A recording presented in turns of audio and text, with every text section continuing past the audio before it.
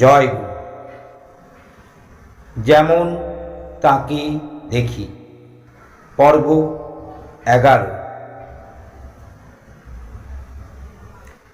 মুণ্ডিত মস্তক, গেরুয়া দণ্ডধারী ব্রহ্মচারী হয়েছে অনুকূলচন্দ্র। পইতে হয়েছে দ্রব সোনার মতো দেহের রং, তার উপরে গৈরিক আস্তরণ।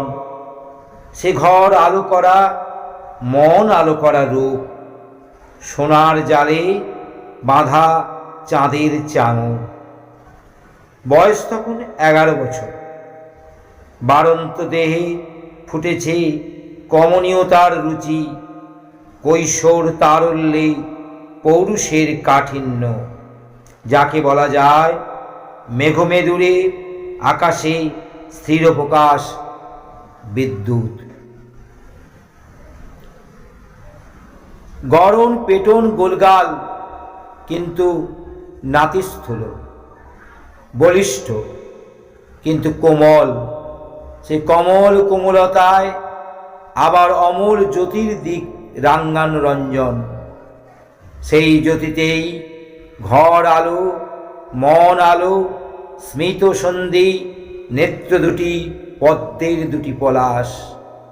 জীবন চা পড়লে আলোকময়, কর্ণমূলের সঙ্গে এক রেখীয় নয়। চাপা চাপা কান দুটো চোখের কৌণিক রেখা থেকে কিছুটা নিচেও। দৃষ্টি গভীর, দৃষ্টিপাত অতি মৃদু। ফুটন্ত গোলাপের নবনীনম্র মুখাংশখানি, অতলগামী অথচ বিচরণ প্রিয়। নেত্রমণি পরিবেশ দর্শনে সদা চঞ্চল, অথচ দিগ্ভেদী তত্ত্ব দর্শনে তীক্ষ্ণ। বদন প্রীতিপূর্ণ স্নেহল, চলন দ্রুত অথচ গাম্ভীর্যময়। এ এক দৈব মাধুর্যের সমাবেশ, স্বর্গ সুষমার প্রদর্শনী। যে দেখেছে সেই জেনেছে, নয়নও মজেছে, মনও মজেছে। মধুরং মধুরং বপুরস্য বিভর মধুরং, মধুরং বদনং মধুরম, মধুগন্ধি মৃদস্মিত মেত দহ, মধুরং মধুরং মধুরম। এসেই সর্বমধুময়, সর্বাঙ্গ সুন্দর। সর্ব অঙ্গ যার সুন্দর, সুন্দর যার প্রতিটি প্রত্যঙ্গ। যজ্ঞসূত্র ধারণ করে ভিক্ষার্থী হলেন অনুকূলচন্দ্র। আগে দিলেন দিদিমা, তারপর মা, তারপরে দিলে কুটুম্বগণ, জ্ঞাতিগণ, ব্রাহ্মণ, তারপরে ভিক্ষা নিলে গ্রামবাসী। আচার্যের জন্য ভিক্ষা করলে অনুকূলচন্দ্র।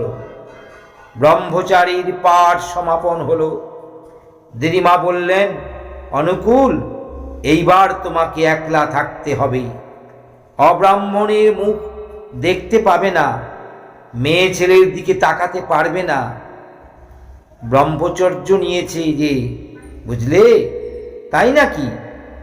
সঙ্গে সঙ্গে পাড়ার মেয়েদের বলে দিলে, ওগো, তোমরা এখন আমার সামনে থেকো না, মুখ দেখে ফেলে যদি।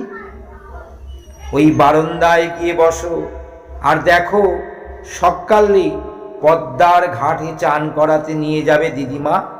যদি দেখা করতে চাও তো ওইখানে যেও, ওই পথের পাশে বুড়ো নিমতলায় দাঁড়িয়ে থাকো, দেখা হবে। শুনলি মনো তোর ছেলের কথা? কৃষ্ণ সুন্দরী নাতির আক্কেল দেখে অবাক। বললেন, নারীর মুখ দেখতে পারবি নে, শুদ্দূরের মুখ দেখতে পারবি নে? তোর পইতে হলো, সাবিত্রী মন্ত্র পেলি তো? শোন তোর ছেলের কথা একবার। যুক্তি হচ্ছে নুকিয়ে নুকিয়ে দেখা হবে, ঘাটে যাবার পথে বুড়ো নিমতলায় দাঁড়িয়ে। 5 জনের সামনেই নাতিকে বেশ দু কথা শুনিয়ে দিলেন কৃষ্ণ সুন্দরী। ছি ছি, কি প্রবৃত্তি যে হয়েছে তোর! ওদের মুখ না দেখলে কি আর থাকতে পারিস নে তুই? বড় হয়েছিস, একটু জ্ঞান বিবেচনা কর। যে অজ, যে সনাতন, তার আবার জন্ম, তার আবার বুদ্ধি। যিনি নিজেই ব্রহ্ম পরাভূত, তার আবার ব্রহ্মচর্য কোনটা? তার আচরণেই ব্রহ্মচর্য। তাতে যে চরশীল, সেই ব্রহ্মচারী। আবার লোকশিক্ষার জন্যে তিনি লোকসীমিত হয়েছেন, লোকাচার করেছেন লোকগম্য হয়ে। এরই নাম লীলা।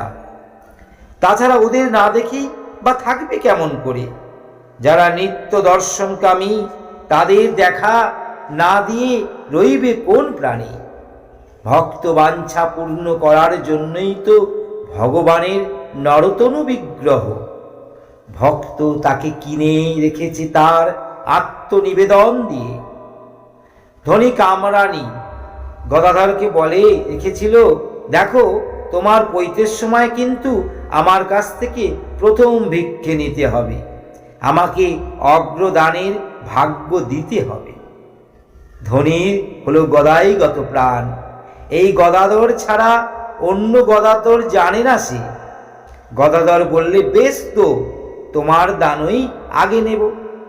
পৈতের সময় দণ্ড ধারণ করে ভিক্ষে নিতে গিয়ে বলে, ধনীমাকে আগে ডাকো, তার ভিক্ষে আগে নেব। হইচই পড়ে গেল কথা শুনে। সে কি জিদ, শূদ্রের ভিক্ষা আগে? সবাই বললে, ও পাগলার খেয়াল মতো চললে কি আর চলবে? কিন্তু চলতেই হলো তাই। ধনী ছিল না, ধনীকে ডাকা হলো, তার দানই আগে নিল গদাধর। ভক্ত মানুষ পূর্ণ করা হলো সকল লোকাচারের উপরে। ভক্তের বেলায় বিধিবশ্যতা নেই, কিন্তু অন্যের বেলায় অন্ত নেই কড়াকড়ি। রানী রাসমণির মন্দিরে পুজোর ভার নিয়ে এসেছে রামকুমার, সঙ্গে নিয়ে এসেছে গদাধরকে। অন্নভোগ দিয়ে প্রসাদ খাবে, এই ব্যবস্থা হয়েছে। প্রসাদ হয়ে গেলে ছোট ভাইকে ডাকলে রামকুমার, গদাই আয় না, প্রসাদ পাবি, বস। গদাধর বেঁকে বসলে, বললে, শূদ্রের অন্ন খেতে পারবো না। দাদা বললে, আরে শূদ্রের অন্ন কোথায়? এ যে প্রসাদ, আর এ যে বামুনের নামে উচ্ছুগণ্ড করা মন্দির। গদাধর তবু তেমনি বাঁকা, বলে, ও যে রাসমণির পয়সার প্রসাদ, ও আমি খেতে পারবো না। বাপ ঠাকুরদা 14 পুরুষের কেউ যা করেনি, তা আমি করব কেমন করে? আমি কুলের সংস্কার ভাঙতে পারবো না, লোকাচারকে নস্যাৎ করতে পারবো না, অব্রাহ্মণের অন্ন আমি ছোব না। 2 পয়সার শুকনো মুড়ি চিবিয়ে আঁচল ভরে গঙ্গা জল খেতে লাগলো গদাধর। বিধিকে অতিক্রম করে সে যে লালবাজারের বোঁটায় সাদা ফুল ফুটিয়েছিল, বামুন হয়ে শূদ্রের দান আগে নিয়েছিল, সেই ভগবান রামকৃষ্ণ। ধনীর বেলায় হলেন ভক্তির দাস, মথুরা বাবুরকে দেখলেন তার মৌজ। রাসমণির বেলায় সংস্কার পালি, একেবারে ভগবান, আরেকবার কুলীন ব্রাহ্মণ। চুন্দ কর্মকারীর নিমন্ত্রণে শুকর মধ্যে ভোগ খেলেন শ্রীবুদ্ধ। নগর কণিকা অম্বপালীর গৃহে দিলেন পায়ের ধুলো। একবার তিনি লোকোত্তর, একবার লোকায়ত্ত। অনুকূল চন্দ্রের হলো তাই, টানের উপরে আর মাপ কাঠি নাই। জয় গুরু।